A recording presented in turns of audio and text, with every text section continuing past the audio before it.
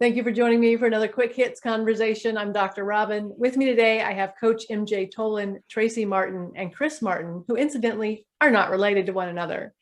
I would like to talk about what is the difference between persuasion and manipulation in the business space. Chris, can you kick us off, please? Yeah, sure. So thank you for having me, by the way, Dr. Robyn, and lovely to meet my other panelists. I think I was able to do a little bit of research before we started.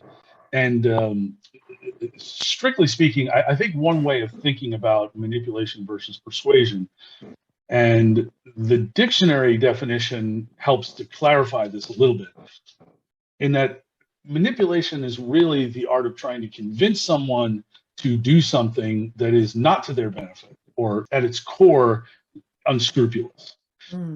The persuasion, on the other hand, is something that we all engage in one form or another, and certainly in the business world. If we're selling a service, or we're selling our expertise, or what have you, or even even the latest new and cool widget, our goal is to persuade people to do business with us. Our goal is to have people write a check for our services. And I think one other way of thinking about it is, if you can think of having the old Hollywood trope of having a devil on one shoulder and an angel on the other shoulder, I would probably align persuasion more with the angel on your shoulder, and think about manipulation as being more the devil on your shoulder. And I think one other rule of thumb, maybe, if you feel kind of gross about it, and that's presuming you have a moral compass, if you feel kind of gross about it, you're probably, or you may be, entering into the realm of manipulation. Thank you for having me, Dr. Robyn. I'm thinking, when Chris is talking about intent, how it's the person who's actually communicating, be it boss, employee, in our sales process, how important it is to have an intention. And if the intention is to benefit yourself, most likely it's manipulation. If the intent has a mutual benefit, I could see it would be persuasion. There's a certain art to persuasion, as we know. And I'm not sure whether or not you can have one without the other when you're selling something.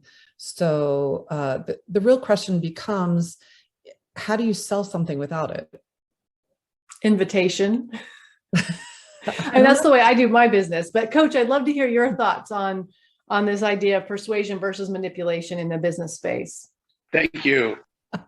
The whole idea about these two, persuasion and manipulation, is influence. And how we go about influencing others is a matter of technique. Manipulation reminds me more of a technique, whereby we use some of the black arts of communication to get our own way. And that doesn't necessarily have to be sales. That could be my daughter making me give her a ride to the mall when she knows very well I'm all set to go to the gym. But she can do it in such a way where she can pull at my heartstrings, or go into a pouting phase, or do anything else that would be considered manipulation. But guess what? Sometimes it's really effective. So now when people do that in sales, and I like the point where someone brought up that sometimes when it's only one-sided, a salesperson trying to sell a car that might not be in the best condition, but he's trying to pull the wool over the potential buyer's eyes, might use some communication manipulation to get his own way to make the sale. What's the difference between that and persuasion? Persuasion would be more positive. The angel on the shoulder was a good metaphor. More positive, whereby it was said to give the opportunity for the person to see the more positive aspects of the opportunity or the prospect of what was being offered. So I think that, in my mind, are the two distinctions between the two.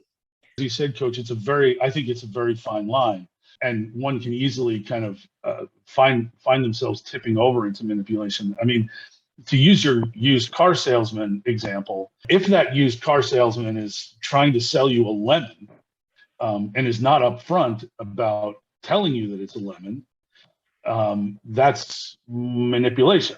But the same used car salesman might be able to, look you in the eye and say, look, this is a great deal. It needs some work. It needs a new, carburetor and a starter and a new transmission. But other than that, it's a great car and a great deal. So I guess just to use that hypothetical that you brought up, it's just, it's like it's a fine line, and I think it speaks to Tracy. What Tracy mentioned, it's intent. I went on thesaurus.com and looked them up, and I was surprised to find that persuasion had many more negative words under it. I would agree with you that persuasion is less evil, I guess, than manipulation is. So the other question I want to ask is, how do you know if someone is persuading you or manipulating you? I know for me, if someone's manipulating me, I have a super icky feeling and I am really aggressive about nuh-uh. But how about you? How do you tell the difference? I think that there is an intuitive nature to it. I think if you feel as if you're being taken advantage of somehow, that's a big red flag. And it's difficult when money is concerned. I think a good rule of thumb is if something seems too good to be true, then that may be a red flag that you're being manipulated. Right, your neon sign. Tracy, what about you? How do you tell the difference if someone is trying to convince you of something? I'm the same with you, Dr. Robyn. I have an internal compass that pretty much can read people. I read people very well.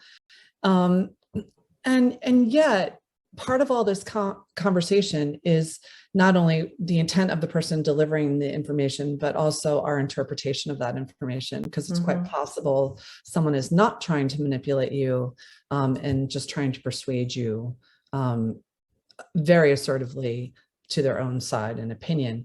And I like Coach's example of his daughter because, I have 3 children, they're grown now, but there have been times when they ask for what they need.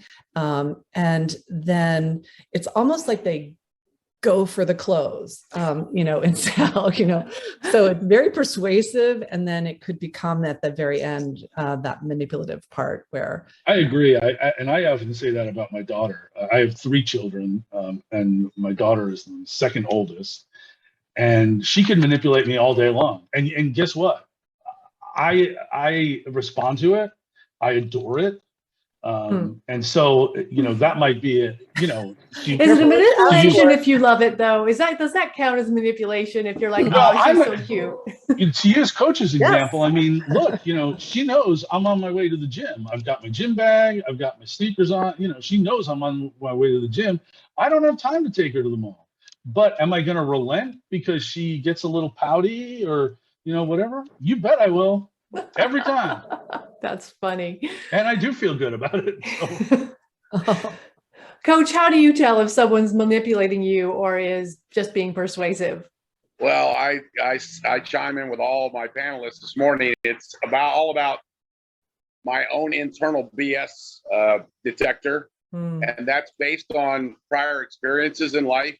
And also that, that dashboard that we have that gives us that feeling that, why is this person going down this road? I was just starting to like them, and now they're starting to turn the dials on me. And, I like the product. I think it's okay. But, now they're just putting too much syrup on it. And I was going to buy it anyway 5 minutes ago. Why didn't they just shut up and let me sign? Now I'm starting to have second thoughts. And so those kinds of things have happened to all of us. And we don't want to be taken for granted. We don't want to be used as fodder for sales numbers. And we certainly don't want to feel like we were manipulated. And so for those reasons, we do have our defensive mechanisms, and they are real. Well, thank you so much for that. That is our 10 minutes. So I'm going to cut us off there. I appreciate having this conversation with each of you and look forward to another one with you very soon.